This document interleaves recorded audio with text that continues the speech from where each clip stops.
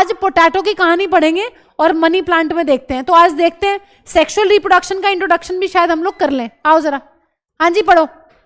Take a potato and observe its surface. ठीक है, एक आलू लो, उसका सरफेस देखो, इट्स नॉचेस। अब यहाँ पे नॉचेस की जो बात कर रहा है, नॉचेस का मतलब है यहां पर आईज या फिर birds.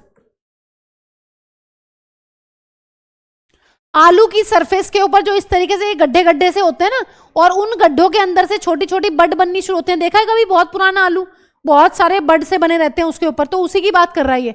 Cut the potato into small pieces. आलू को छोटे छोटे पीसेस में काटना है, such that some pieces contain a notch और bud and some do not. देखो आलू को इस तरीके से काटना है कि कुछ के पास तो ये बड आ जाए और कुछ पीसेस के पास ये बड ना आए। ये बोला है उसने तुम्हें आलू को इस तरीके से काटने के लिए।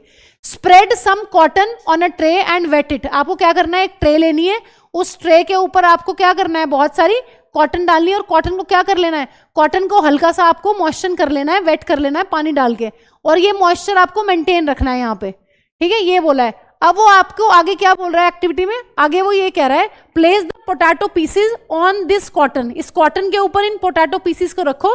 एक चीज का ध्यान रखना है आपको यहाँ पर, किस चीज का, note where the pieces with buds are placed.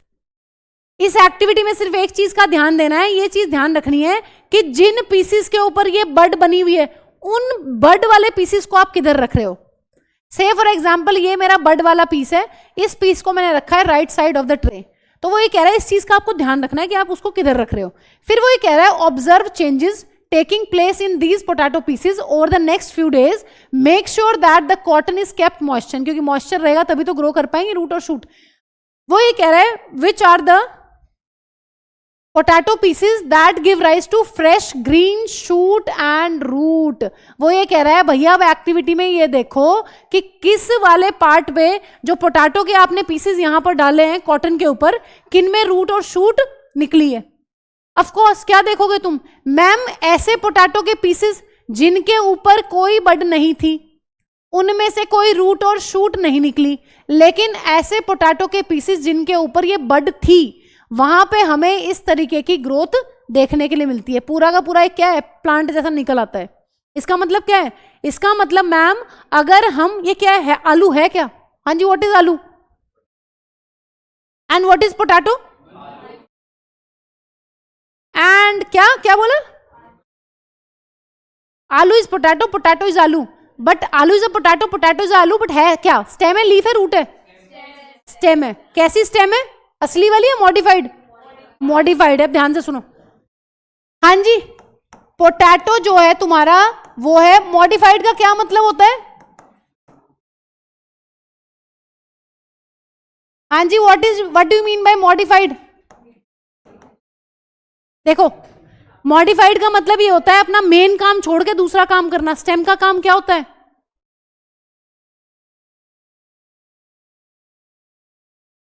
क्या काम है स्टेम का असली में जिंदगी में एक पेड़ की, चलो ट्रांसपोर्ट कह रहे हैं, और सपोर्ट, प्लांट को खड़े रखना, ये उसका ही तो काम है स्टेम का। लेकिन यहां पे ये क्या काम कर रही है, मॉडिफाइड का मतलब है एक काम को छोड़ के दूसरा काम करना। वैसे काम होता है सपोर्ट का, प्लांट को सपोर्ट करना इज द काम ऑफ, मेन काम ऑफ स्टेम, लेकिन यहां ये क्या कर रही है, यहां तो मैम ये फूड स्टोरेज का काम कर रही है। हाँ जी, आलू के अंदर कौन सा फूड भरा हुआ है, कार्बोहाइड्रेट्स। अब ध्यान से सुनो, जहां भी मॉडिफाइड वर्ड आ जाए इसका मतलब यह है कि वो अपना काम, मेन काम छोड़ के कुछ और काम कर रहे हैं। अंडरग्राउंड है, तुम्हें पता है स्टेम क्या होती है जनरली, स्टेम तो मैम इरेक्ट होती है, अबव द सॉइल होती है, बट ये अंडरग्राउंड है। ठीक है, अब तुम्हें बस एक इंपॉर्टेंट चीज ध्यान रखनी है, जैसे तुमने ब्रायोफाइलम में ध्यान रखा था कि ब्रायोफाइलम किसका एग्जाम्पल था, नेचुरल वेजिटेटिव प्रोपोगेशन, खुद से होती है। ऐसे ही आलू के अंदर ये खुद से ही तो हो रही है, ये खुद बन जाएंगे इसके ऊपर और खुद से वो हो जाएगा, पेड़ जम जाएगा। अगर तुम्हें इसको मिट्टी में बोना है, मिट्टी में जाके लगा दो, उग जाएगा पूरा का पूरा पौधा, लेकिन ये खुद से ही बना है ना। ठीक है, तो इसीलिए ये एग्जाम्पल है किसका, नेचुरल वेजिटेटिव प्रोपोगेशन का। इसमें बस एक्टिविटी 7.5 हेडिंग डालो और ये लिख लो जल्दी, एक डायग्राम बना लो, बनाना है तो तुम्हें आलू का, बनाओ जल्दी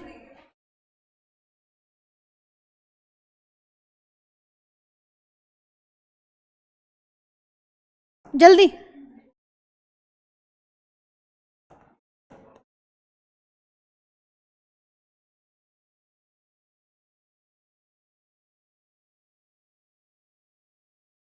बस बस बस बस, ये पोटैटो पार्ट है जिसके पास क्या है, जिसके पास मैम बड है। इस तरीके से आलू के पीसेस कर लेने हैं। हाँ जी, क्या? हम्म, मुझे कुछ आवाज नहीं आई।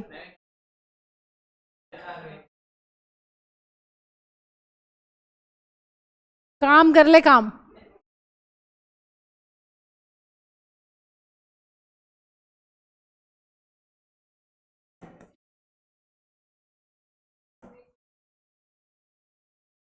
बस करो, तुम बहुत बातें कर रही लड़कियों हैं, तुम्हारे में जोश सा आ गया कुछ अब बातें करने का।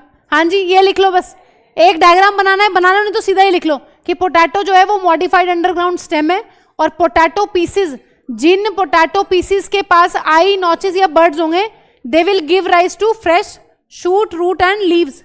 आयुष्मान इधर आ जा बेटा, बातें मत करो ना, बस चुप रहो ना, चुप। एक ही बीच में प्रणव कुछ बोल पड़ता है, इसको जरूर बोलना होता है, फिर इधर से आयुष्मान, बिल्कुल चुप रहो, रिलैक्स। इनका भी करती हूँ इलाज, इनको भी चाहिए कुछ ट्रीटमेंट। इसका मतलब पोटैटो और ब्रायोफाइलम दो एग्जाम्पल्स हैं जिनके अंदर नेचुरल वेजिटेटिव प्रोपोगेशन देखने के लिए मिल रहा है। तुम्हें ब्रायोफाइलम तो इतना इंपॉर्टेंट है बहुत ज्यादा पेपर के लिए, सीधा 2 नंबर में कहीं भी होने कोने में लिखा हुआ मिलेगा पेपर में जरूर। ठीक है, हाँ बेटा, एक एक नंबर करके ही तो 100 बनेंगे, या सीधा 100 का एक सवाल आएगा, लो बेटा ये कर दो और घर जाओ, है ऐसा नहीं होगा ना, बहुत मेहनत करनी पड़ती है। बोर्ड्स का पेपर का लेवल ठीक ठाक रहता है, पहले भी बताया मैंने, चेकिंग मुझे पता नहीं किस लेवल की होती है, बट पेपर का लेवल ठीक रहता है सारे पेपर्स का, लैंग्वेज भी अच्छी रहती है, तो इसलिए ढंग से पढ़ लो अपना।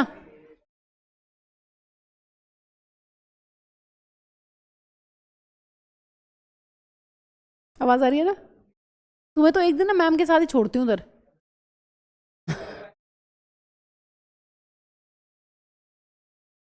ठीक है, जिस पोटैटो के पीस के पास बड थी, अरफा तुम भी बहुत बातें कर रहे हो बेटा, इसको हाथ में लाती हूँ भी।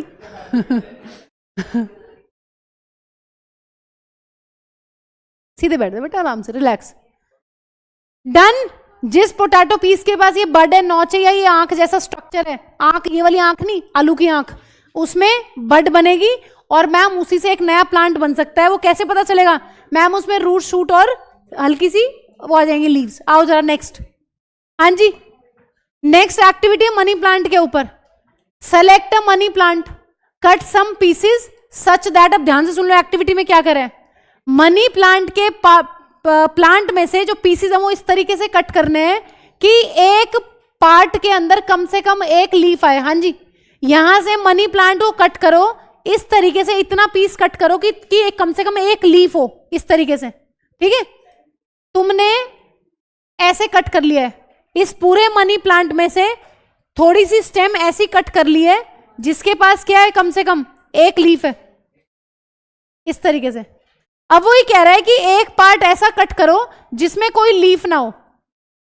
अब ये तुम लोग पढ़ के आए हो कब? ये तुम लोग 9th क्लास में थोड़ा नोड और इंटरनोड का कॉन्सेप्ट पढ़ के आए हो, लेकिन मैं एक्सप्लेन कर रही हूं दोबारा। अब आगे क्या कह रहा है, cut out some other pieces between 2 leaves, 2 leaves के बीच के स्पेस को कट करो।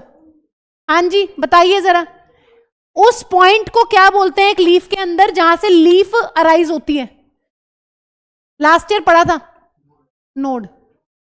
स्टेम के ऊपर नोड वो पॉइंट है जहां पर क्या होती है, जहां से लीव्स निकलती हैं। और ये नोड है क्या बेसिकली मैम? ये कुछ नहीं है, ये एक टाइप का मेरिस्टेमेटिक टिश्यू है। याद है कुछ?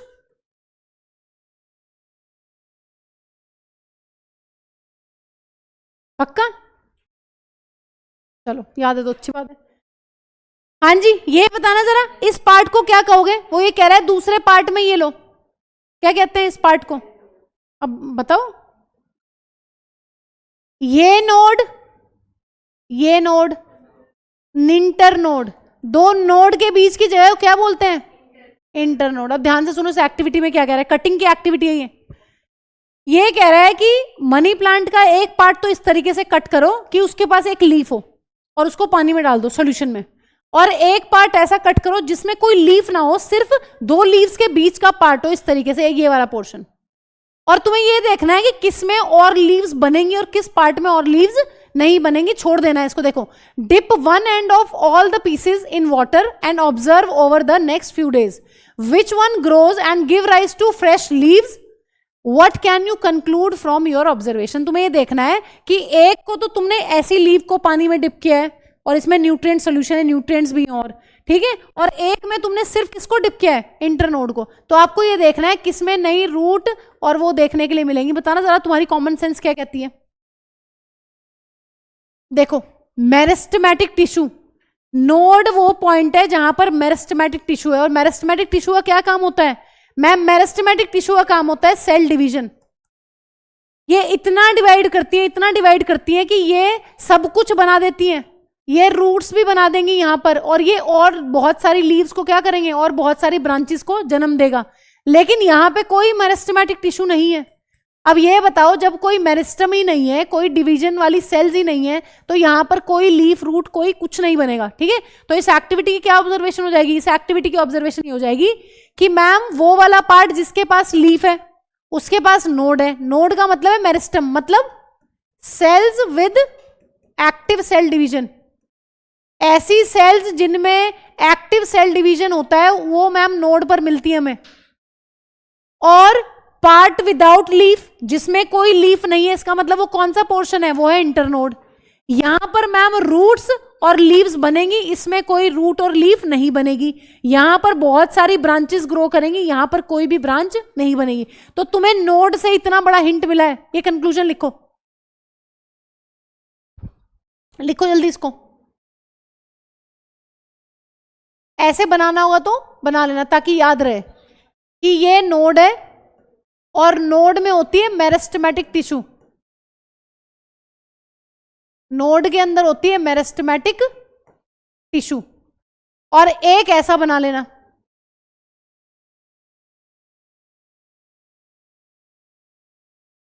ये कौन है जिनके नाक से सांस भर भर के निकल रही है?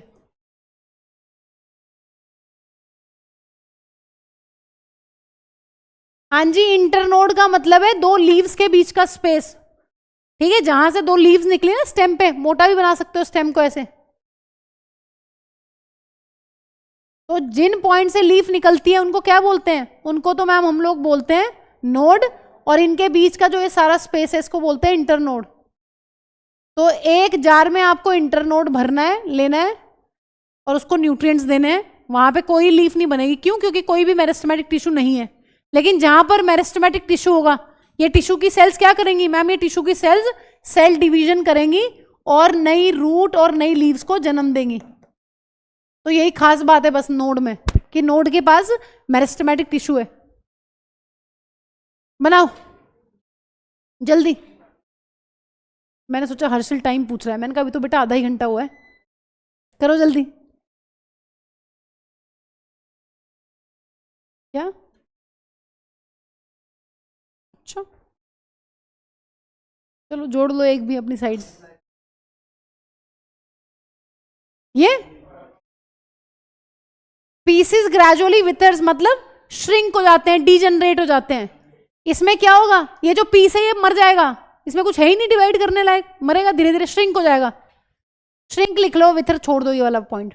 डीजनरेट लिख लो, ड्राई अप लिख लो, श्रिवल लिख लो, कुछ भी लिख लो, सबका एक ही मतलब है। जिसका कोई काम नहीं हो, धीरे धीरे उसकी आत्मा परमात्मा से मिल जाएगी, ये मतलब है। क्या?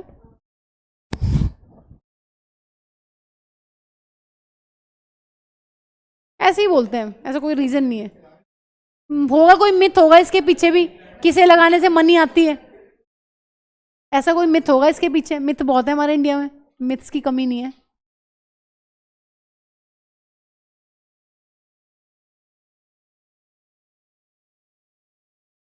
जिसे देखो हंस रहा है, इतनी खुशी क्या है तुम्हें क्लास में? तुम्हें सीरियस होना चाहिए यहाँ। अच्छा, इसलिए इसलिए चार्ज रहते हो। एग्जैक्टली, सही है वैसे ये भी तरीका। लिख लिया, चलो आगे।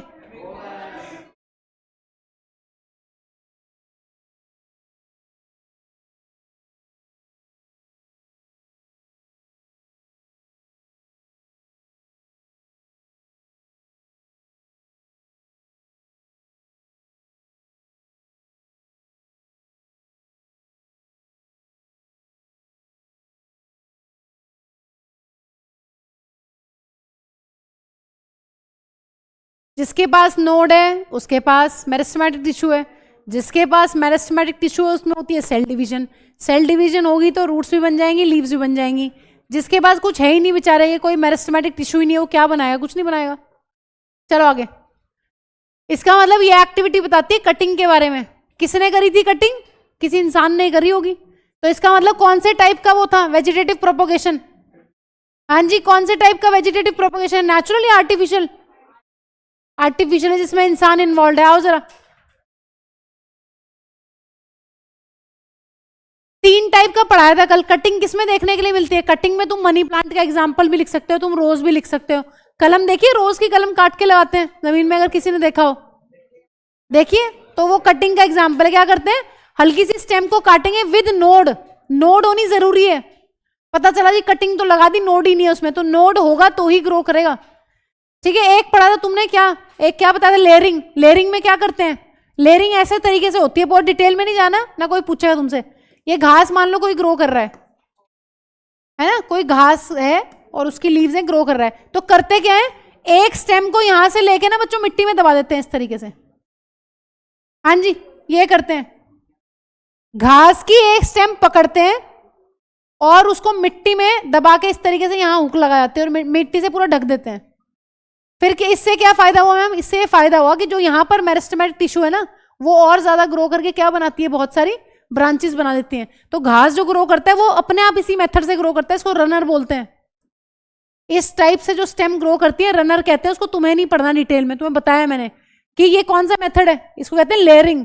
कि भाई अगर कोई प्लांट ग्रो कर रहा है, उसकी एक स्टेम लो, मिट्टी के नीचे दबाओ और उसका जो मेरिस्टेमेटिक टिश्यू है उसको एक्टिव छोड़ दो यहाँ ऊपर जमीन में, तो ये अपने आप फिर से क्या करेगा? बहुत सारी ब्रांचेस बना लेता है। This is layering. और इस टाइप के मेथड को कहते हैं रनर। घास जो है वो इसी तरीके से ग्रो करते हैं नेचर में। ग्राफ्टिंग क्या होती है? एक की स्टेम, एक की रूट्स दूसरे की स्टेम, दोनों को जोड़ देते हैं, या एक की स्टेम हल्की सी काटते हैं बॉटम से इस तरीके से। किसी प्लांट की, मान लो 2 प्लांट है, तुम्हारा दिल आ गया है, 2 फ्रूट्स के प्लांट है, तुम्हारा दिल आ गया दोनों पे, तो क्या करोगे? एक की स्टेम मान लो बहुत मजबूत है, तो क्या करिए? नीचे वाला जो बेस स्टेम है वो उसका ले लोगे और ऊपर क्या जोड़ दोगे? ऊपर ऐसे फ्रूट्स की स्टेम को जोड़ दोगे जिसके फ्रूट्स बहुत ज्यादा जूसी हैं, तो इसको ग्राफ्ट कहते हैं। और यहां पर जोड़ देते हैं वैक्स, और बहुत सारे वैक्स से, वैक्स होती है एक, ठीक है, और साइड में फिर टिश्यू पूरा लपेट देते हैं, मेरिस्टम या कुछ ऐसे हार्मोन्स लपेट देते हैं जो उसको कंबाइन करने में हेल्प करें, ठीक है, बाइंड करने में हेल्प करें दोनों प्लांट्स को। इसका मेरिस्टम जो है वो नीचे से ग्रो करेगा और उसका मेरिस्टम ऊपर से, तो दोनों जुड़ जाते हैं। ये है ना हमारे साउथ सिविल के गेट पे जो पेड़ है बड़ा सा, ये ऐसे ही है। इसकी जो नीचे वाली स्टेम है वो कोई और है, ऊपर पीपल है, कौन सा पेड़ है वो देख लेना तुम जाते हुए भी है। ये गेट पे बाहर जो सबसे बड़ा पेड़ है, जो हमारी साउथ सिविल लाइन की पहचान है, वो ग्राफ्ट वाला ही है। वो अपने आप हुआ होगा लेकिन बाय चांस। आओ जरा देखना जाके, आओ जल्दी। हाँ जी, टिश्यू कल्चर। अब ध्यान से सुन लो, लिखना नहीं है, स्कूल में आ जाता है, बोर्ड्स में नहीं आएगा, स्कूल में आएगा। ध्यान से सुनो, लिखते तो पेपर में कुछ आता तो लिखोगे कि नहीं? ध्यान से सुन लो, नहीं लिखते तो कोई बात नहीं। आओ बहनों, प्यारी बहनों, क्या चाहिए? आओ। हाँ जी,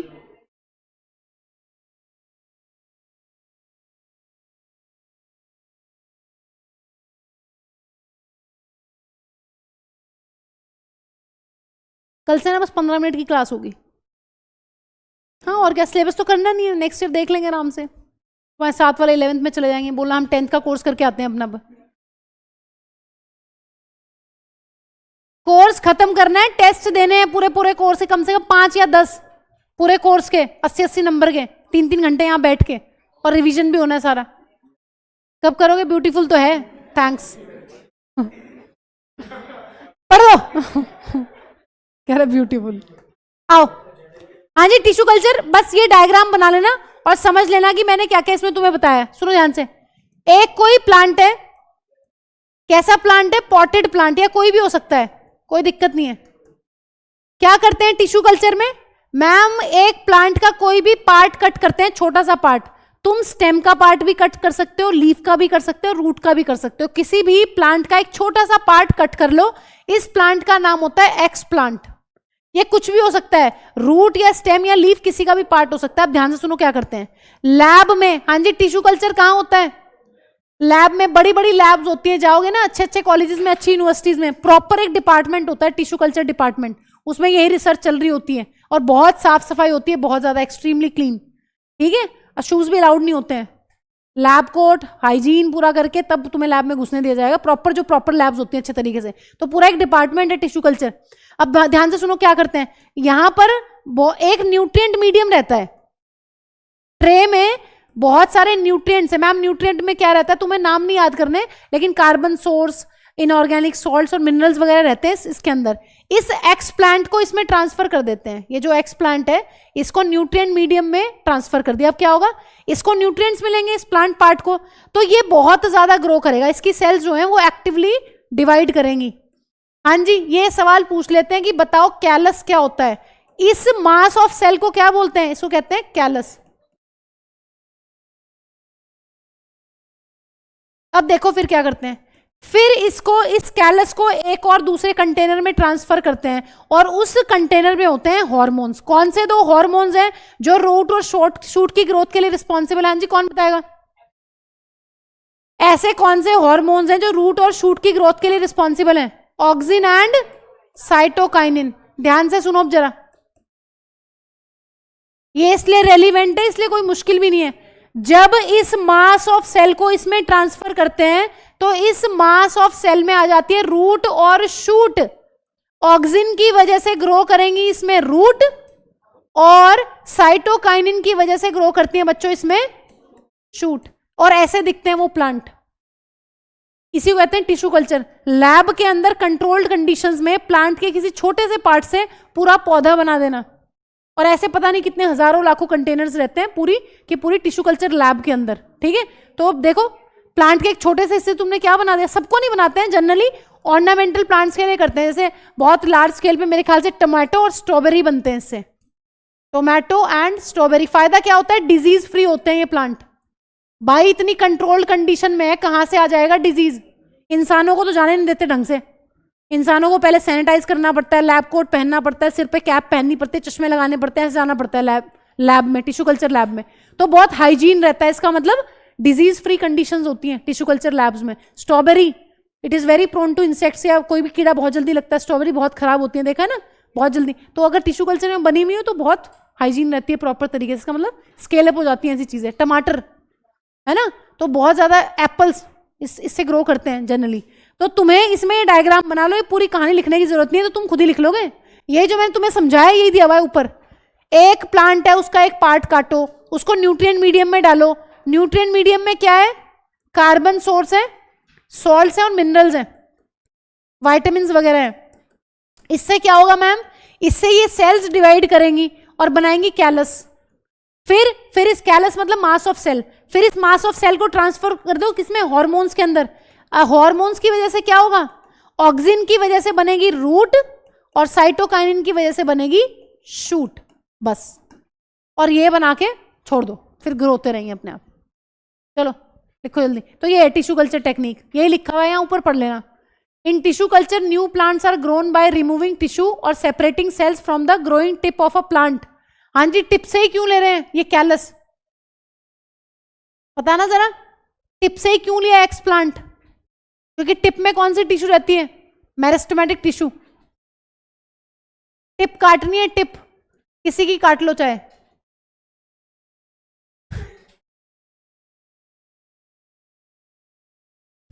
हाँ जी, ग्रोइंग टिप, या तो लीफ की या फिर रूट की या फिर शूट की।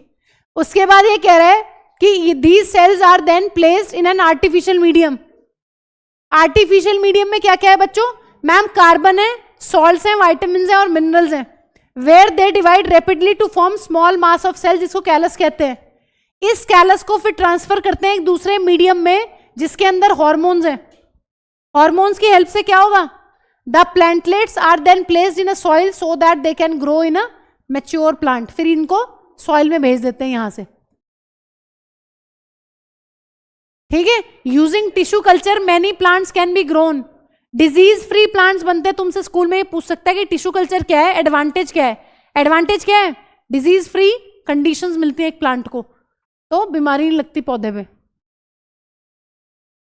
करो जल्दी, डायग्राम बना लो बस, जो जो बना रखा है। पहले एक्स प्लांट को न्यूट्रिएंट मीडियम में कैलस बना लिया, कैलस से फिर हार्मोन्स डाल दिए, हार्मोन से फिर मिट्टी में ले गए बस।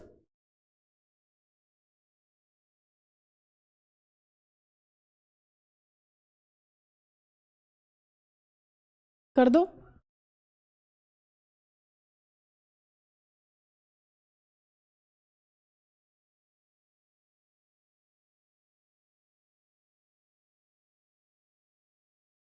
बेटा कितना साइड होना है,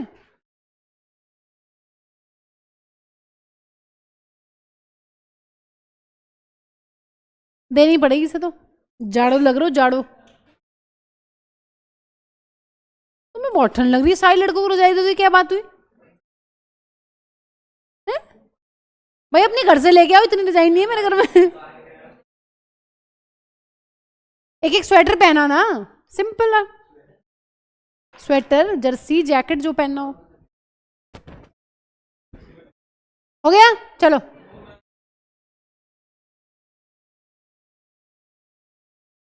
जल्दी करो, तुम तो टाइम बहुत लगाते हो।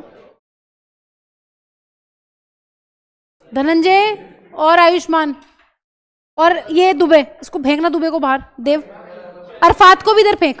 आओ जल्दी आओ, तुम इस लायक नहीं हो, आओ जल्दी। देव निकलना बाहर, नहीं तो ऐसे ही चकर चकर करते रहेंगे।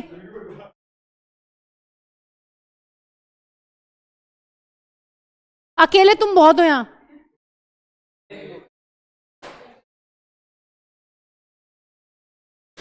हर्षित पार्थ तू भी निकल जाए इधर ही, उठा दे बस्ता, ये फिर तेरे साथ लग जाएगा। देव तू इधर हो जा, you are not safe there. No no you are not, I know ना, इधर बैठो। हाँ जी धनंजय आयुष्मान उठ के आओ जल्दी आगे, मैं थप्पड़ लगाऊंगी बस, अब एक ही इलाज है, बातें कर रहे हो, घंटा हो गया है। मेरे को कोई मजा नहीं आ रहा है बेटा 1.5 घंटे क्लास लेने में, मुझे तो दिख रहा है ना आगे का कि कब कोर्स होगा, कब टेस्ट सीरीज होगी, कब डाउट होंगे, कब डिस्कशन होगा, कब एग्जाम्पलर होगी। तुम्हें कोई टेंशन नहीं है। पीछे पीछे, और अब कान खुले ना या मुंह खुला फिर देखना, मैं धप लगाने वाली हूँ। अब जो पढ़ने आते हैं उन्हें डिस्टर्ब करते हो तुम, और कुछ नहीं। उधर हो जा कोने में। डन। टिश्यू कल्चर में क्या किया है मैम, एक प्लांट का किसी का भी हल्का सा पार्ट काट लिया, टिप काटनी है, क्यों? क्योंकि उसमें मेरिस्टेमेटिक टिश्यू होगी। मेरिस्टेमेटिक टिश्यू का मतलब है ऐसी सेल्स जो डिवाइड करेंगी। पहले इनको न्यूट्रिएंट्स दो, कौन कौन से न्यूट्रिएंट्स, कार्बन सोर्स, विटामिन और मिनरल्स वगैरह। ये मास ऑफ सेल बनाते हैं, जिसको कहते हैं कैलस। कैलस को फिर ट्रांसफर कर देंगे हॉर्मोन्स में। हॉर्मोन्स की वजह से क्या होगा, अगर ऑक्सीजन ज्यादा देंगे तो रूट्स बन जाएंगी, साइटोकाइनिन ज्यादा देंगे तो शूट बन जाएगी। ठीक है, उसके बाद मैम फिर ये छोटे छोटे प्लांट्स जो हैं, जो हमने उसमें देखे हैं बॉटल में, इनको फिर मिट्टी में ट्रांसफर कर देते हैं, वहीं टिश्यू कल्चर लैब के अंदर ही, कभी सोच रहे हो खेत में। ठीक है, डिजीज फ्री तभी तो रहेंगे, फिर जो फ्रूट इन पे लगेगा वो डिजीज फ्री होगा। स्ट्रॉबेरी वगैरह की कॉमनली करते रहते हैं, और बहुत सारे ऑर्नामेंटल प्लांट्स हैं। आओ जरा, फायदा क्या लग रहा है वेजिटेटिव प्रोपोगेशन का तुमको?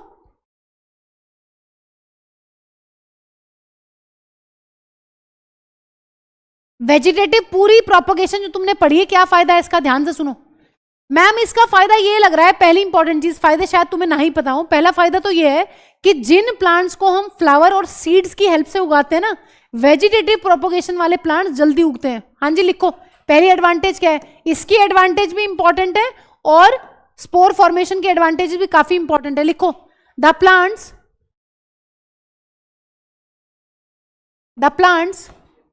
raised by vegetative propagation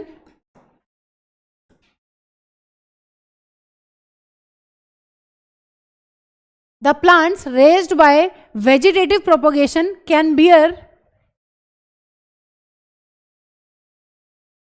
flower and fruits earlier than those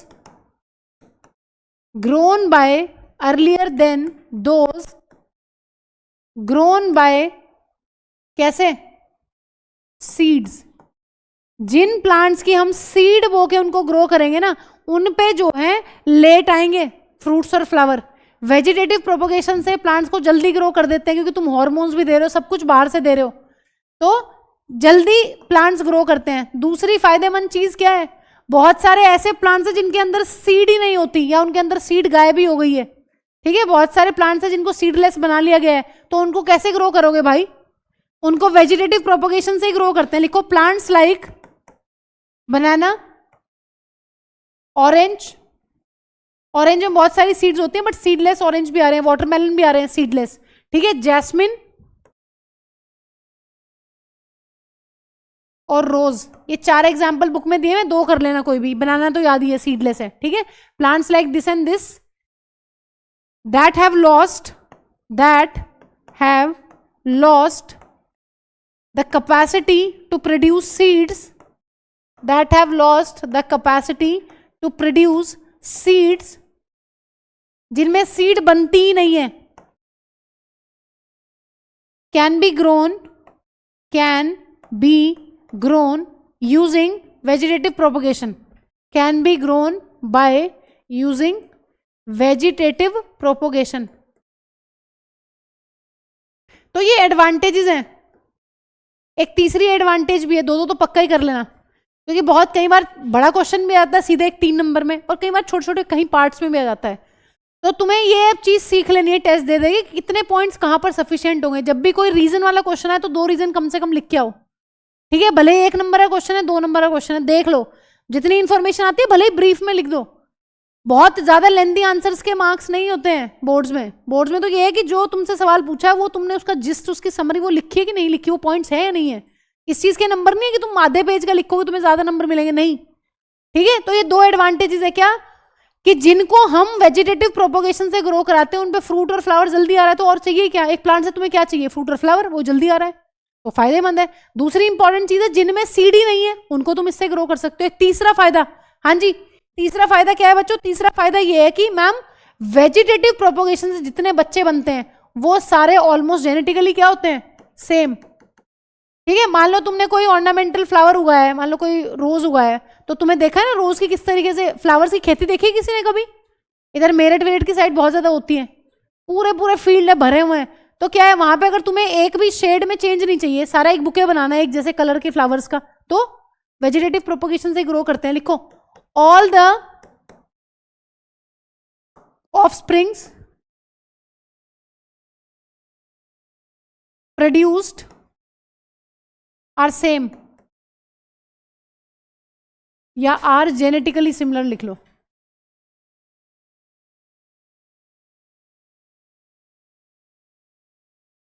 तो सारे जितने बच्चे बनेंगे वेजिटेटिव प्रोपोगेशन के वो सारे क्या होंगे? जेनेटिकली सेम होंगे, और जेनेटिकली सेम की अपनी अलग इंपॉर्टेंस है। ठीक है, तो इतना बहुत है एसेक्सुअल रिप्रोडक्शन में। ठीक है, नहीं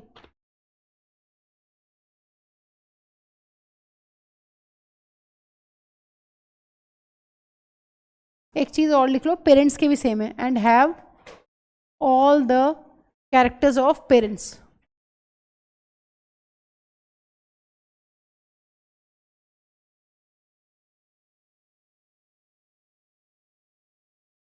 हाँ जी, ये बताना उन बच्चों के क्या नाम होते हैं जो बच्चे बिल्कुल सेम होते हैं आपस में और अपने पेरेंट्स के, क्या बोलते हैं उनको? एक वर्ड है ना वो, क्लोन्स। क्लोन्स कहते हैं ना, एसेक्सुअल रिप्रोडक्शन के बच्चों को क्लोन्स बोलते हैं, CLONES, क्योंकि वो बिल्कुल सेम होते हैं, भाई बहन भी उनके सिमिलर होते हैं और उनके माँ बाप भी बिल्कुल सेम होते हैं। जैसे बैक्टीरिया, बैक्टीरिया के जो आगे बच्चे बन रहे हैं वो बिल्कुल सिमिलर है किसके? माँ बाप के। तो एसेक्सुअल रिप्रोडक्शन के बच्चों को हम क्लोन्स कहते हैं। हाँ जी, डन। तो 6 मोड पढ़ लिए अभी तक। क्या पढ़ा है? DNA के बारे में, क्रोमोसोम के बारे में, वेरिएशन के बारे में कि वेरिएशन किस तरीके से आती है, फिर ये पढ़ा है कि वेरिएशंस की इंपॉर्टेंस क्या है, रिप्रोडक्शन की इंपॉर्टेंस है कि हमारा सर्वाइवल पॉसिबल है, एग्जिस्टेंस पॉसिबल है। हाँ जी, वेरिएशन की क्या इंपॉर्टेंस है? वेरिएशन की क्या इंपॉर्टेंस है? अगर एक वर्ड बताना हो क्या बताओगे? एक वर्ड में वही वर्ड चाहिए। रिप्रोडक्शन सर्वाइवल बताता है और वेरिएशन क्या बताता है? नहीं, एक वर्ड तो वो है ना रिप्रोडक्शन, दूसरा वर्ड जो पूछा है वो तुमसे सर्वाइवल पूछा था। दो कहाँ हुए, एक ही तो हुआ, गिनना नहीं आता तुम्हें? मैथ कमजोर हो रहा है, ज्यादा सो रहे हो उसमें लग रहा है। ये दोनों ही है सोदड़ू। है ना? क्यों सोते हो तुम लोग क्लास में? क्यों सोते हो? मतलब क्लास में सोने का क्या मजा है? हैं? सबसे ज्यादा कौन अच्छा, ऐसा कौन सा बच्चा है जिसको कभी नींद नहीं आती?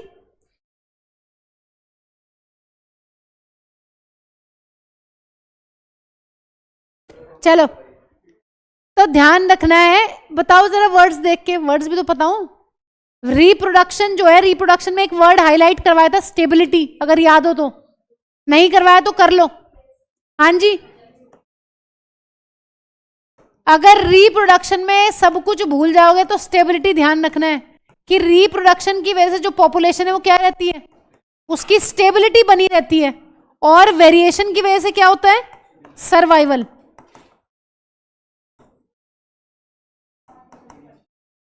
सब कुछ भूल जाओ, इसे मत भूलना, ये कुछ कीवर्ड्स हैं, ठीक है?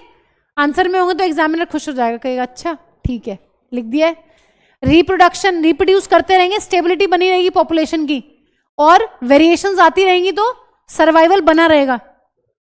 बताना जरा, वेरिएशन किसके लिए अच्छी है और किसके लिए बुरी है, या सबके लिए अच्छी है?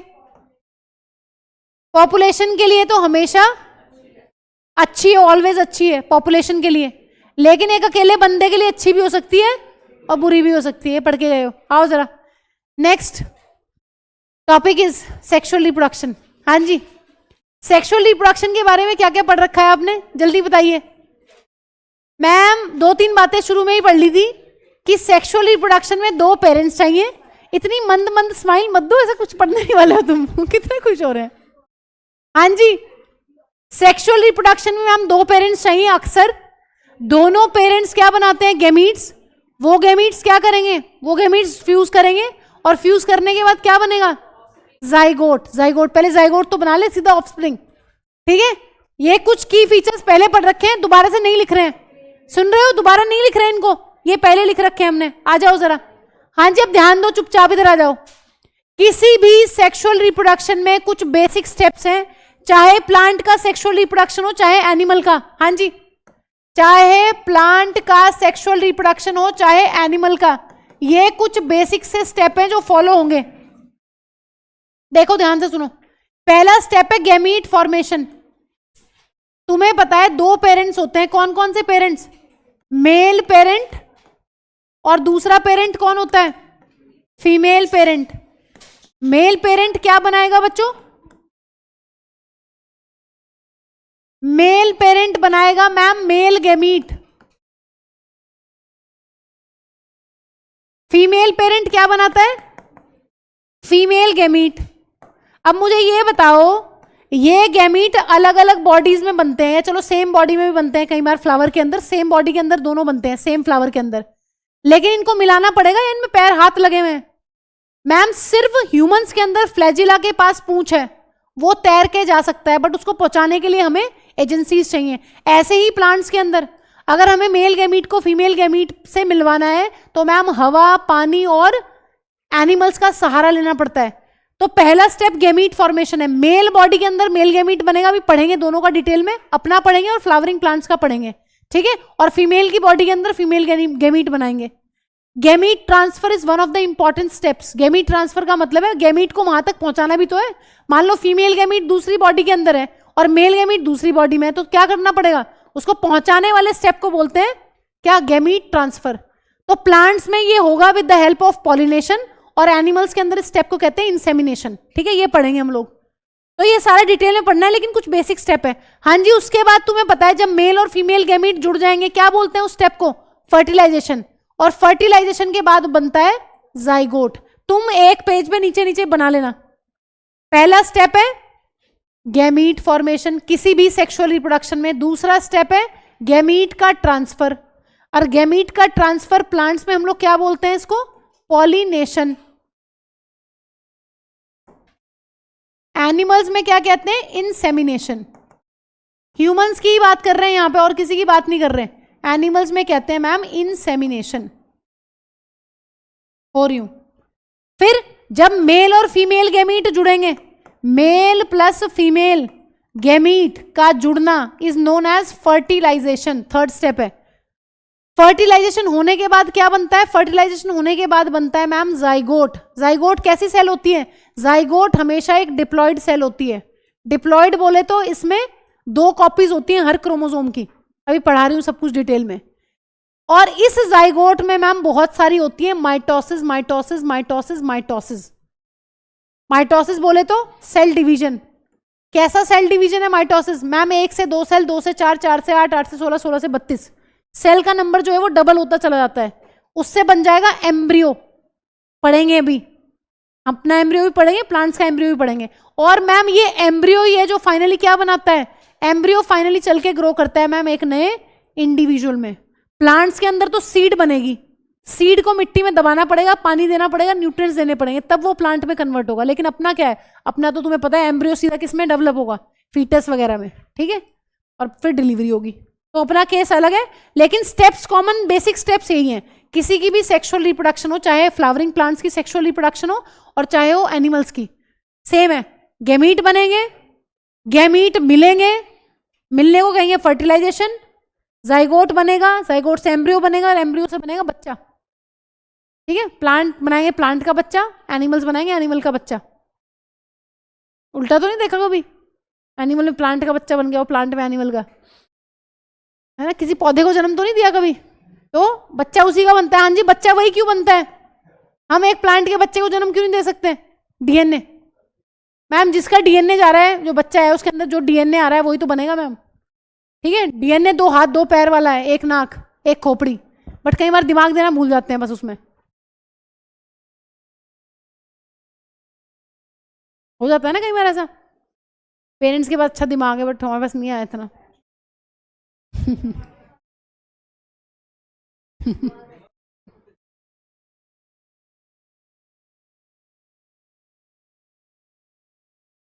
लिख लिया? पहला स्टेप क्या है सेक्सुअल रिप्रोडक्शन में? Gamete formation. दूसरा स्टेप क्या है? गैमीट का ट्रांसफर। तीसरा स्टेप क्या है? फर्टिलाइजेशन। चौथा स्टेप क्या है? Zygote formation. जाइगोट से क्या बनता है? एम्ब्रियो। एम्ब्रियो से क्या बन जाएगा? बच्चा। ये 6 स्टेप है कॉमन। आओ जरा आप डिटेल में पढ़ते हैं। हाँ जी, सुनो ध्यान से, अब सीरियस हो जाओ, थोड़ा सा सीरियस टॉपिक है। तुम्हें पता है जो सेक्सुअल रिप्रोडक्शन शो करने वाले एनिमल्स हैं या प्लांट्स हैं, वो भी 2 टाइप के हो सकते हैं मैम। वो सिंपल भी हो सकते हैं और वो कॉम्प्लेक्स भी हो सकते हैं। ये तो हमें पता ही है भाई। कोई सेक्सुअल रिप्रोडक्शन कर रहा है इसका मतलब जरूरी तो नहीं है वो कॉम्प्लेक्स ही होगा, वो सिंपल भी हो सकते हैं, कॉम्प्लेक्स भी हो सकते हैं। ध्यान से सुनो, जो सिंपल वाले ऑर्गेनिजम्स होते हैं इनके सारे गैमीट्स एक जैसे होते हैं। ऑल गैमीट्स या फिर जर्म सेल्स आर सेम।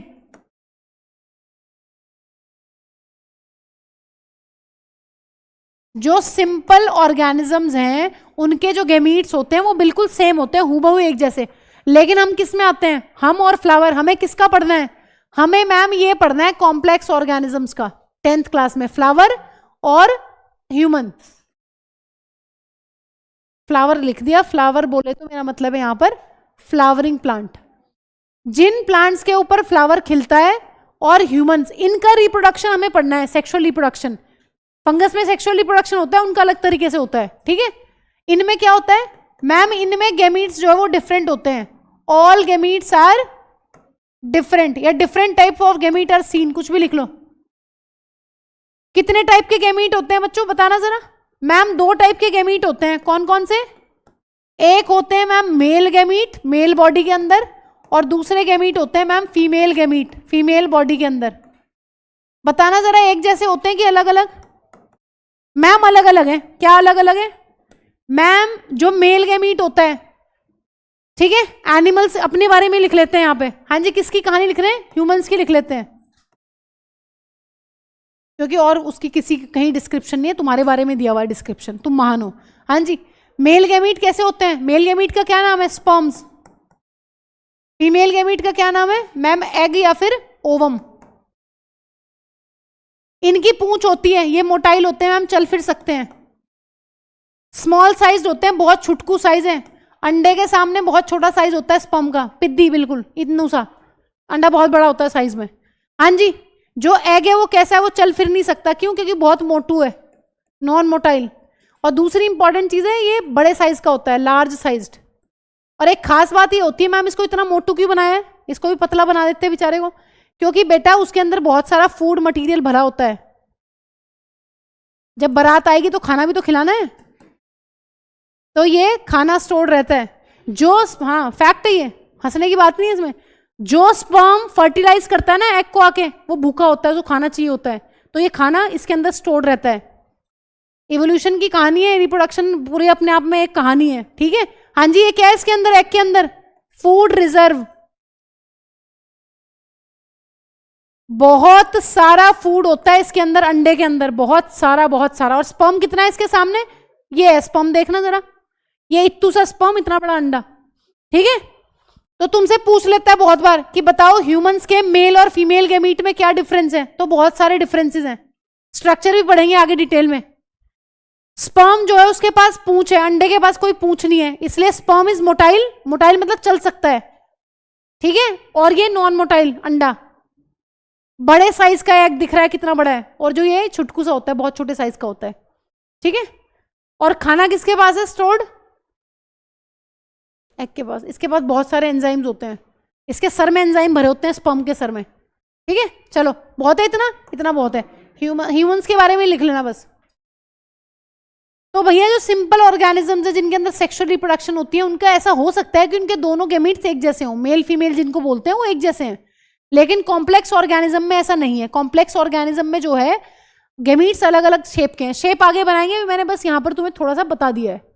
और साइड में मैंने स्पर्म बना रखा है, कभी तुम्हें ना दिखाओ, ठीक है। ये कौन है, छुटकू, दिस इज स्पर्म।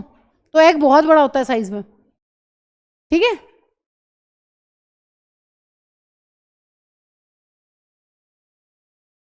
और पूरी इंटरेस्टिंग स्टोरी है रिप्रोडक्शन की।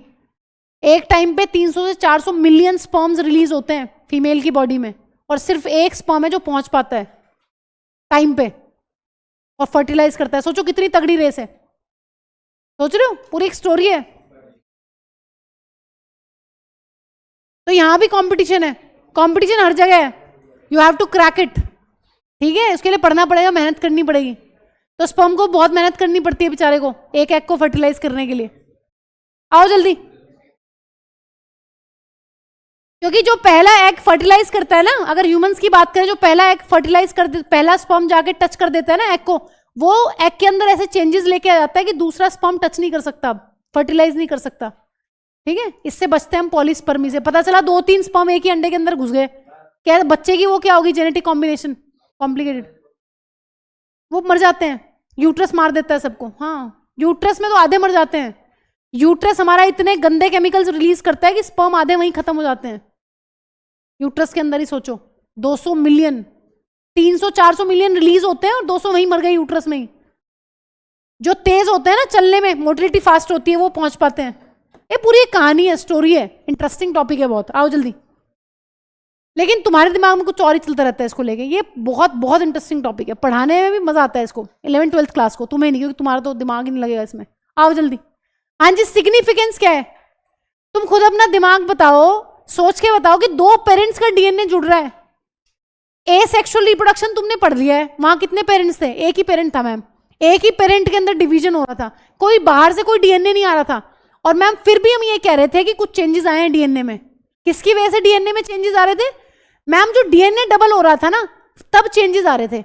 अब तुम इसमें सोचो, इसमें क्या हालत होगी, 2 पेरेंट्स का डीएनए जुड़ता है तो बच्चे कैसे बनेंगे, ऑफ कोर्स अलग बनेंगे यार, बहुत ज्यादा यहाँ पर वेरिएशंस देखने के लिए मिलती हैं। तो यहाँ तुम्हें अगर एडवांटेज पूछेगा ना कि सेक्सुअल रिप्रोडक्शन की क्या एडवांटेज है, तो एडवांटेज ये है कि 2 पेरेंट्स का डीएनए कंबाइन करता है। इसका मतलब अगर किसी बच्चे के अंदर 2 पेरेंट्स से डीएनए आ रहा है तो वो बच्चा बिल्कुल ही अलग होने वाला है, ठीक है, जेनेटिक वेरिएशन है। और एक इंपॉर्टेंट चीज ये है बच्चों, जब गैमीट्स बनते हैं ना, ये मैं तुम्हें अभी आगे डायग्राम बना रही हूं उसका, जब गैमीट्स बनते हैं ना, गैमीट्स, तो तब एक प्रोसेस होती है जिसको कहते हैं क्रॉसिंग ओवर। मैंने ये चीज तुम्हें पहले भी बताई है, बहुत बार बता चुकी हूं। एक पेरेंट के अंदर, चाहे मम्मी है चाहे पापा है, उनके अंदर जितने गैमीट्स बनते हैं वो सारे अलग होते हैं। तो जो कितनी इंटरेस्टिंग बात है ये, मम्मी के अंदर जितने लाइफ टाइम में एग बन रहे हैं सारे अलग बनेंगे, पापा के अंदर जितने स्पर्म्स बन रहे हैं सारे अलग स्पर्म्स बनते हैं। क्यों? Because of this crossing over. एक क्रॉसिंग ओवर चीज ही ऐसी है, ये क्या करती है, क्रोमोसोम्स को एक्सचेंज करती रहती है, उनके पार्ट्स को चेंज कर देती है, तो सारे gametes will be almost different. देख लो कितने सारे भाई बहन होते हैं लाइफ टाइम में, अगर किसी माँ बाप के 10 या 12 बच्चे या 8 बच्चे हैं, 4 बच्चे, ऑल विल बी डिफरेंट, कुछ ना कुछ डिफरेंस है उनमें। ठीक है, एक लेडी है, कहाँ की है पता नहीं, कौन से अफ्रीकन कंट्री के, शायद उसके 34 बच्चे हैं पूरी लाइफ टाइम में। सुपर उसके एग ज्यादा रिलीज होते हैं, उसे कुछ ऐसी कहानी है, शायद मैंने देखा था, अफ्रीकन है कोई लेडी, तो उससे सारे बच्चे अलग हैं, 34-35 बच्चे हैं बचाओ पूरी लाइफ टाइम में। तो क्यों? बिकॉज सारी ये इसकी देन है, क्रॉसिंग ओवर। एक पेरेंट के अंदर जितने गैमीट्स बनेंगे ना उसकी लाइफ टाइम में ऑल विल बी डिफरेंट। ठीक है, इसको क्या लिखोगे तुम? इसको लिख लो पेरेंट सेल।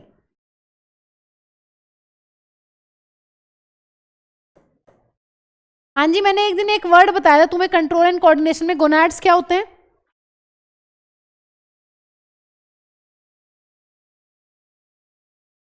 हैं? ऐसा बताया था, कुछ बताया था ना, शायद मुझे याद है, क्या था? गलत बात है ना, फिर याद नहीं है किसी। ग्लैंड था, कौन सी ग्लैंड है गोनाड्स? टेस्टिस और ओवरी, एग्जैक्टली। चलो किसी को तो याद है, मेरी इज्जत बचा ली तुमने। ठीक है, हाँ जी, गोनाड्स का मतलब होता है टेस्टिस और ओवरी। गोनाड्स वो टिश्यूज हैं, वो ग्लैंड्स है हमारी बॉडी में जो क्या रिलीज करती हैं, गेमीट्स, उनको कहते हैं।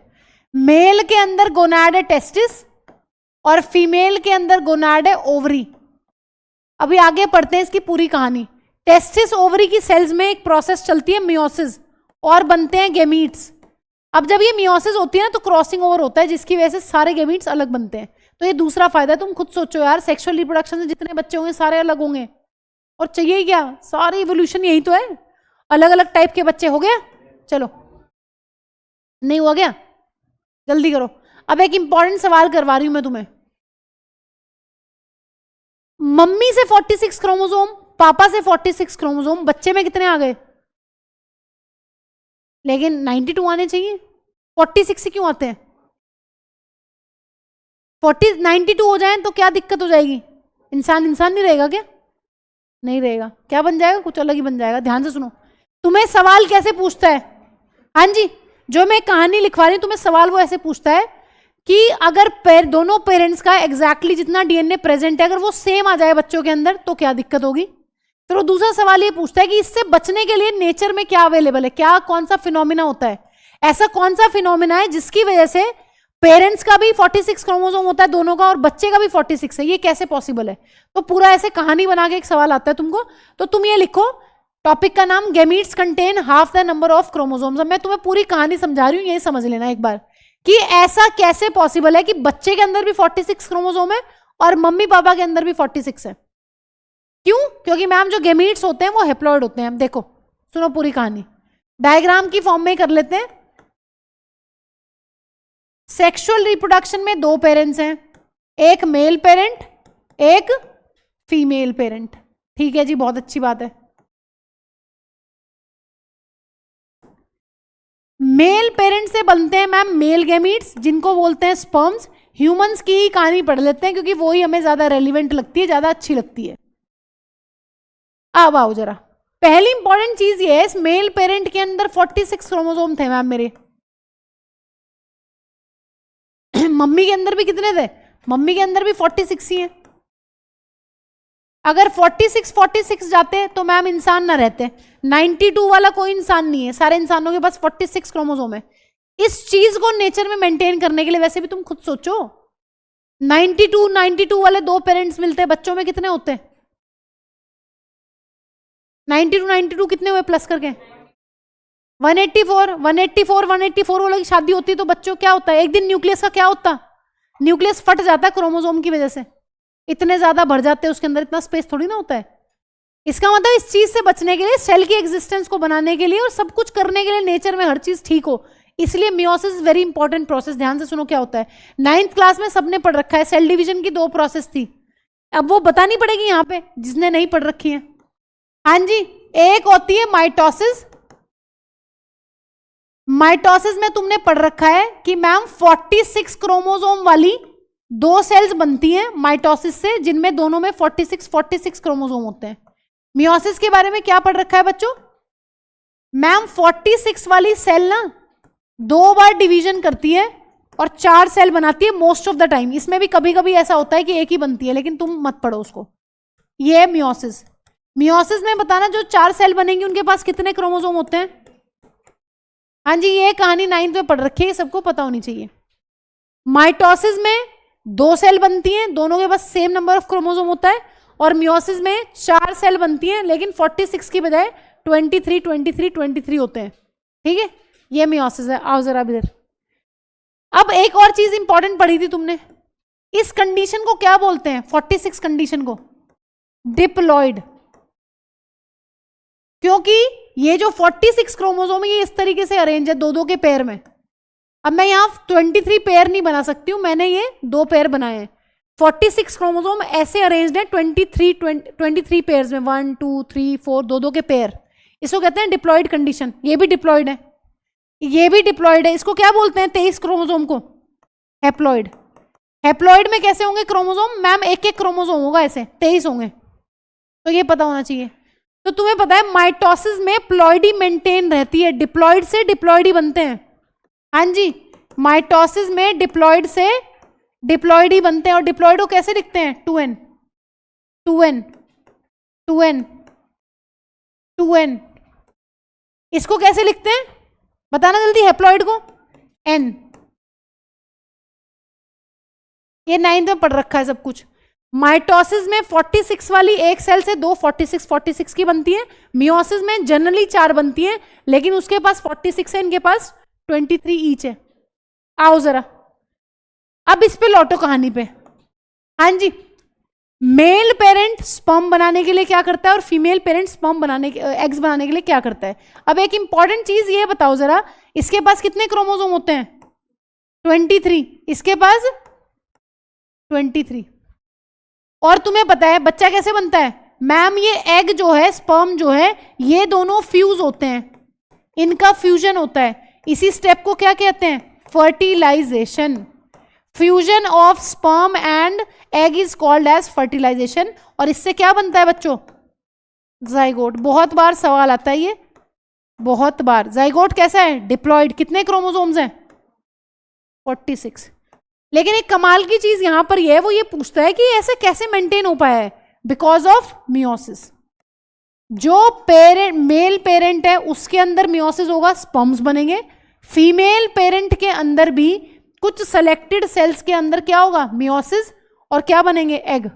मैम ये सेल कहां प्रेजेंट है? तुम्हें पता है मेल पेरेंट के अंदर टेस्टिस के अंदर प्रेजेंट है, और फीमेल पेरेंट के अंदर कहां प्रेजेंट है? ओवरी के अंदर। ध्यान से सुनो भाई, तुम्हारी बॉडी की किसी सेल में मियोसिस नहीं होता, सिर्फ इन सेल्स को छोड़ के। टेस्टिस और ओवरी की बहुत थोड़ी सी सेल्स हैं, इनके नाम होते हैं ओगोनिया, स्पर्मेटोगोनिया। तुम्हें कुछ नहीं करना, बस तुम्हें याद रखना है। लेकिन पूरी बॉडी की सेल में, हाँ जी, बाल से खाल से हर चीज की सेल में क्या होता है? माइटोसिस। मियोसिस सिर्फ पूरी बॉडी में कहां हो रहा है? बताओ जल्दी। पूरी बॉडी में मियोसिस कहां होता है? टेस्टिस और ओवरी में बस। ये नहीं कि मैंने रात सपने में देखा था मेरी स्किन की सेल मियोसिस कर रही थी, मुझे कल सपना आया था मेरे लीवर मियोसिस कर रहा था। नहीं, मियोसिस सिर्फ और सिर्फ कहां होता है? टेस्टिस और ओवरी की सेल्स में, और कहीं नहीं होता मियोसिस तुम्हारी बॉडी में।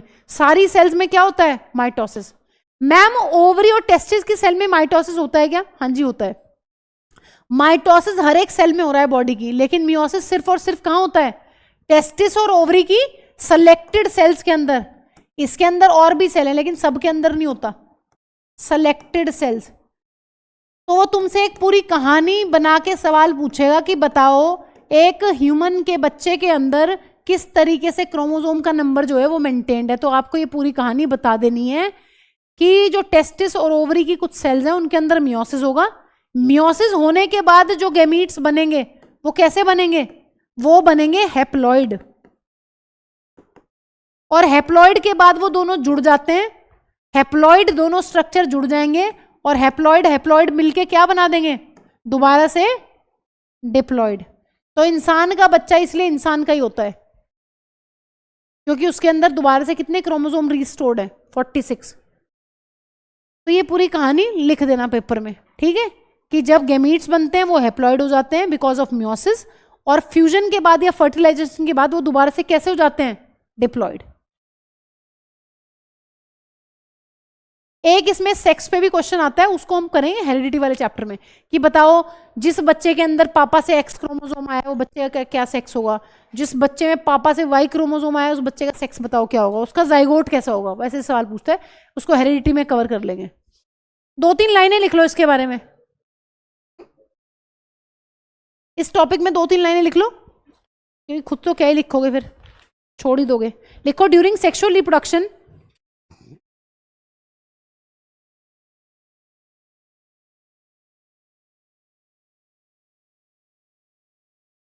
ड्यूरिंग, और एग्जाम्पलर कर रहे हो ना तुम लोग, अब हाफ एल्ड तभी तो, यस मैम, सबसे पहले ले गया। कल को नहीं, तू आज ही ला, कल तो बहुत लेट हो जाएगा फिर, है ना, कल तो लेट हो जाएगा ना एग्जाम्पलर।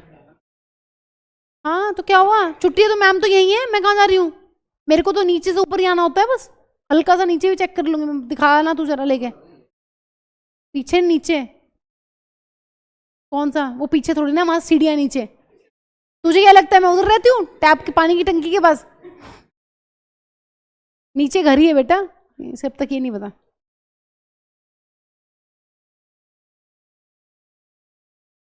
ड्यूरिंग, हाँ जी एग्जाम्पलर कर लो हाफ ईयरली के पहले, क्योंकि हाफ ईयरली में तो कर भी लोगे, फिर कब करोगे, बहुत काम है तुम्हारे पास, इतना हंसने का टाइम नहीं है, इतना तुम हंसते हो, तभी मुझे दुख होता है, ये इतना हंस रहे हैं इसका मतलब पढ़ नहीं रहे बिल्कुल। During sexual reproduction, during sexual reproduction the combination of DNA, during sexual reproduction the combination of DNA from two parents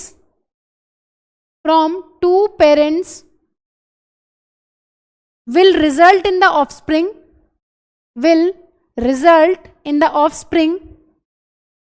having twice the amount of DNA, having twice the amount of DNA, having,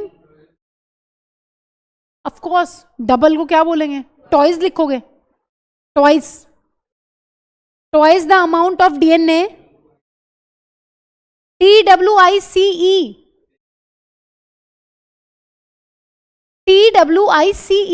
है ना, once twice thrice, during sexual reproduction the combination of DNA from two parents will result in the offspring having twice the amount of DNA, full stop, next point लिखो। to solve this problem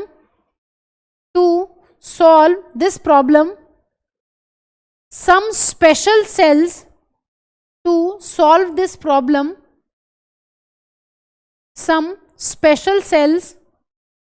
present in gonads, अब बार बार नहीं लिखवा रही हूँ, testis और ovaries को gonads कहते हैं, गोनाड्स वो होते हैं जो क्या बनाते हैं, गैमीट्स, ठीक है। सम स्पेशल सेल्स इन गोनाड्स अंडरगोज मियोसिस, मियोसिस को बड़ा बड़ा लिखना कि भैया मियोसिस वो प्रोसेस है जिससे हाफ हो जाते हैं क्रोमोसोम, बहुत जरूरी है नेचर में। Undergoes meiosis and produce gametes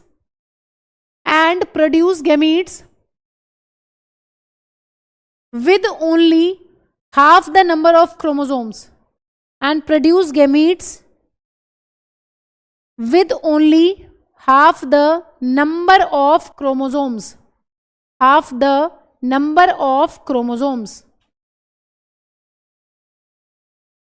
and half the amount of DNA and half the, ये रहने दो, छोड़ो इतना, बस क्या करना है, मार दो बस यही, फुल स्टॉप, बस इतना बहुत है।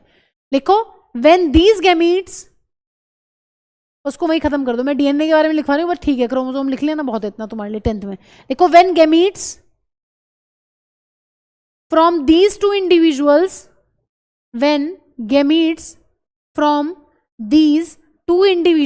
Combined during sexual reproduction, when gametes from these two individuals combine during sexual reproduction, bracket में लिखो फर्टिलाइजेशन, स्टेप का क्या नाम है, फर्टिलाइजेशन, ब्रैकेट बंद करो, फर्टिलाइजेशन के बाद to form a new individual, to form a new individual,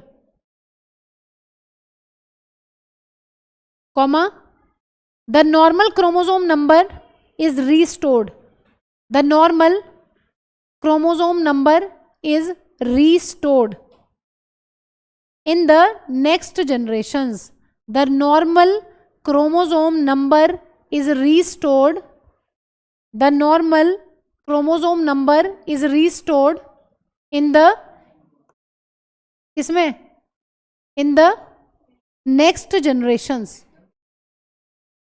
कौन सा टू फॉर्म, when, क्या बोल जरा लाइन, कहाँ से क्या लिखा है बताओ। हाँ जी, next sexual reproduction in flowering plants, बस थोड़ा सा फ्लावर का स्ट्रक्चर बनाना है, फिर छुट्टी हो जाएगी, आराम से बैठे रहो चुपचाप। फ्लावरिंग प्लांट्स किसे कहते हैं, फ्लावरिंग प्लांट्स मैम वो प्लांट्स है जिनमें फ्लावर खिलता है, और क्या नाम है, एंजियोस्पर्म्स। क्वेश्चन एंजियोस्पर्म से भी आता है, एनसीईआरटी में नाम दिया हुआ है इसलिए पता होना जरूरी है। सारे के सारे जो प्लांट्स होते हैं मैम उनमें फ्लावर नहीं खिलता, कुछ स्पेसिफिक प्लांट्स है जिनके अंदर फ्लावर बनता है, उनका नाम है एंजियोस्पर्म्स, इन्हीं की पहचान होती है फ्रूट और फ्लावर का होना। एंजियोस्पर्म्स ही सिर्फ वो प्लांट है बच्चों जिनके अंदर फ्रूट होता है और जिनके अंदर क्या होता है, फ्लावर। तो हमें सिर्फ और सिर्फ इन्हीं का सेक्सुअल रिप्रोडक्शन पढ़ना है। अब तुम्हें नाम से ही पता चल रहा है फ्लावरिंग प्लांट्स, फ्लावर क्या है इनके अंदर मैम, जो फ्लावर होता है ना इन प्लांट्स के अंदर वो इनकी रिप्रोडक्टिव यूनिट है या फिर site of reproduction, reproductive unit. तो तुम्हारे सूंघने के लिए नहीं लगे हुए फ्लावर, फ्लावर किस चीज के लिए है, फ्लावर जो है इन प्लांट्स की रिप्रोडक्शन के लिए, वो भी सेक्सुअल रिप्रोडक्शन, ठीक है, देख रहे हो। आओ जरा, अब जरा फ्लावर का स्ट्रक्चर समझ लो। हाँ जी, फ्लावर का स्ट्रक्चर तमीज से बना लेना, पेपर में आता रहता है। आओ जरा,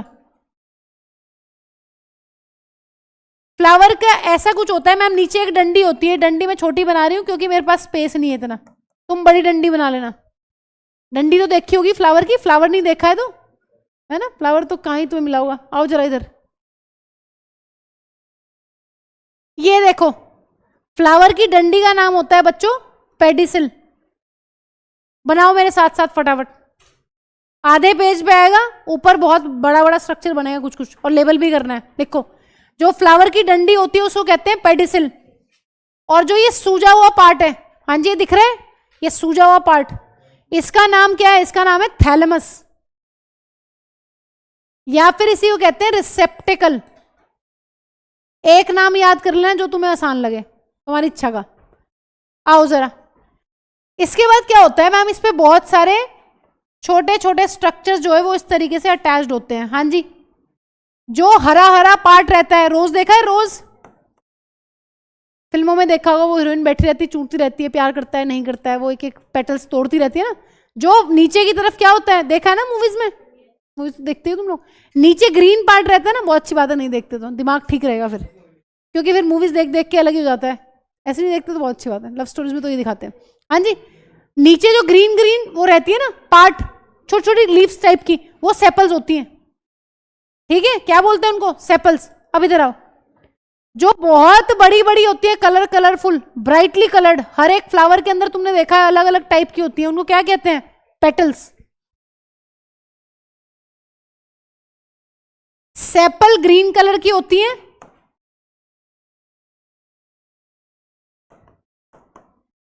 पेटल्स जो है वो ब्राइटली कलर्ड होती हैं।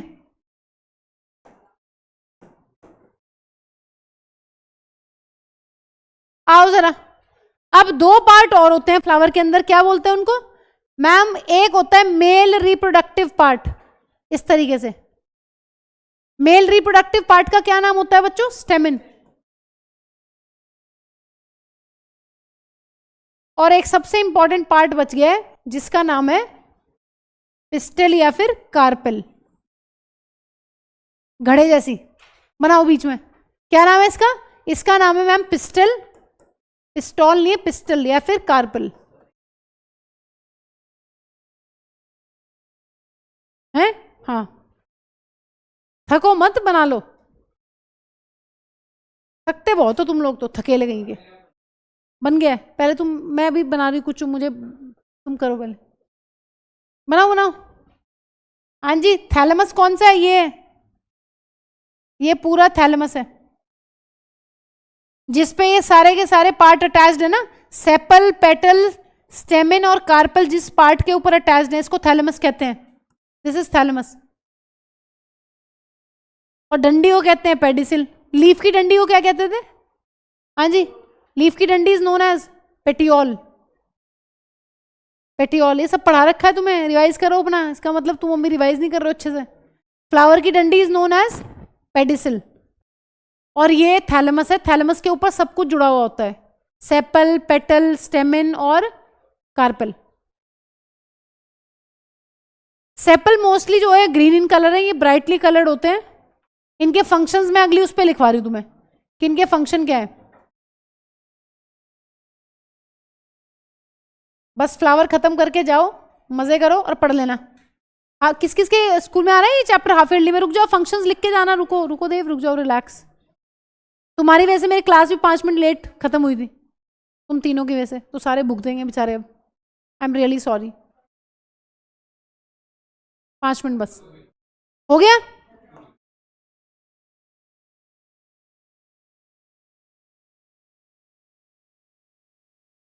हो गया, बन गया। क्या क्या बनाना था? आओ जल्दी। ऐसा एक एनसीईआरटी में डायग्राम दिया हुआ है, ठीक है, इसको हम भेज देते हैं ऊपर, क्योंकि हमने बना लिया है। अब आओ जरा इधर, बात सुनो। हैं, आओ जरा।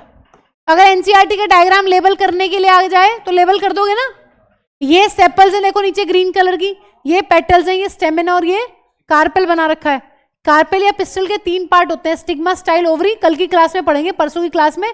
और स्टेमिन के 2 पार्ट होते हैं, एंथर और फिलामेंट, ठीक है, इनको बाद में पढ़ेंगे अलग से। कौन सा, क्या रह गया था? तो फिर बाद में करना बेटा। आओ जरा, फंक्शंस लिखो। हाँ जी, ये जो अलग अलग पार्ट्स हैं, इनके फंक्शन क्या है? फंक्शंस लिखो जरा।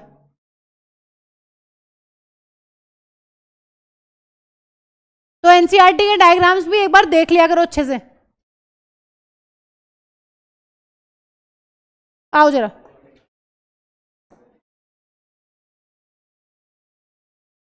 पेडिसिल के बारे में लिखो, क्या है? लिखो, it is the stalk of a flower. Stalk का मतलब क्या होता है? डंडी। फ्लावर की डंडी is known as pedicel. It is use to hold the flower, ठीक है। दूसरी इंपॉर्टेंट चीज क्या है? थैलेमस क्या है? लिखो, it is swollen part of a flower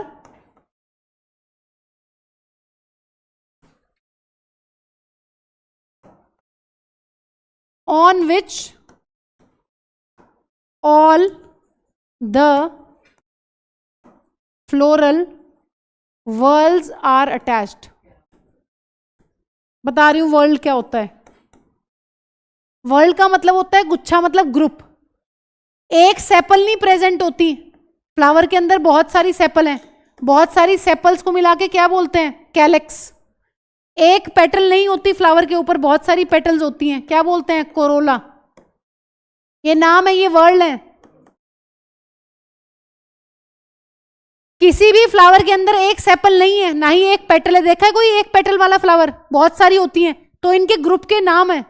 group का मतलब है वर्ल्ड। तो ग्रुप का क्या नाम है? Calyx, Corolla. इसी तरीके से स्टेमिन के ग्रुप को क्या बोलते हैं? एंड्रूशियम। इसी तरीके से कार्पेल के ग्रुप को क्या बोलते हैं? गाइनूशियम।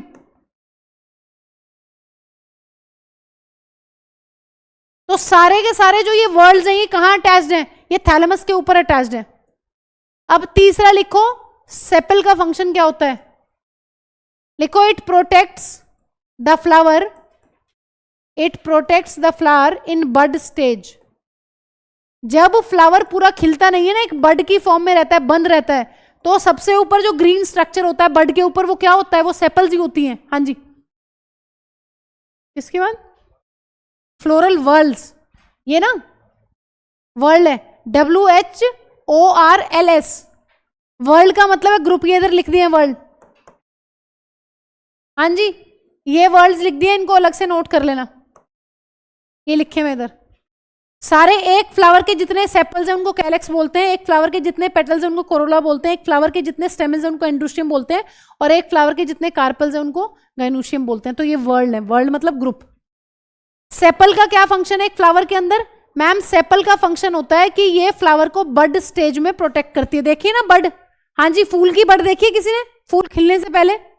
नहीं देखी तो जाके देखना, नहीं तो नीचे गमलों में देख लेना, हमारे यहाँ लगी हुई है। चोट है, उखाड़ना नहीं है ना, अब पूरा पता गमले उठा के ले गए, घर जाके देखेंगे मैम, है ना। ऐसे पूरा ग्रीन स्ट्रक्चर जो है पूरा कवर करके रखता है फ्लावर को, और धीरे धीरे फ्लावर खिलता है। तो ये सेपल्स जो है ये इस तरीके से खुलती हैं, पहले सेपल ओपन होती है फिर पूरा फ्लावर ओपन होता है। हाँ जी, पेटल का फंक्शन क्या होता है, क्यों ये इतनी रंगीन बनाई है भगवान ने, जल्दी बताओ? To attract insects. Ma'am insects को पटाने के लिए, to attract the insects. Insect क्या करते हैं? पॉलिनेशन। ये तो बचपन से पढ़ रहे हो तुम लोग। ये फ्लावर को इतना रंगीन क्यों बनाया है? To attract the insects for pollination, क्योंकि मैम वो मेल गैमीट को लेकर आएंगी। लास्ट, स्टेमिन का क्या फंक्शन है, अगली क्लास में डिटेल में पढ़ेंगे। Stamen is male reproductive organ, इसको मैं डिटेल में पढ़ाऊंगी अगली क्लास में तुम्हें। लास्ट कौन है? लास्ट बताना जरा, ये फिफ्थ था क्या? कोई बोल तो रहा था फिफ्थ।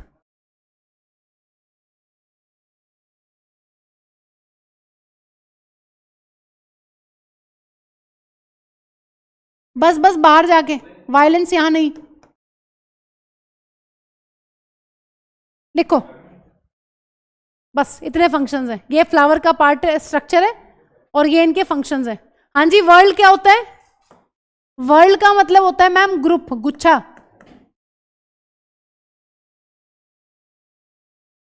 स्टेमल मेल रिप्रोडक्टिव पार्ट है और जो कार्पेल है वो फीमेल रिप्रोडक्टिव पार्ट।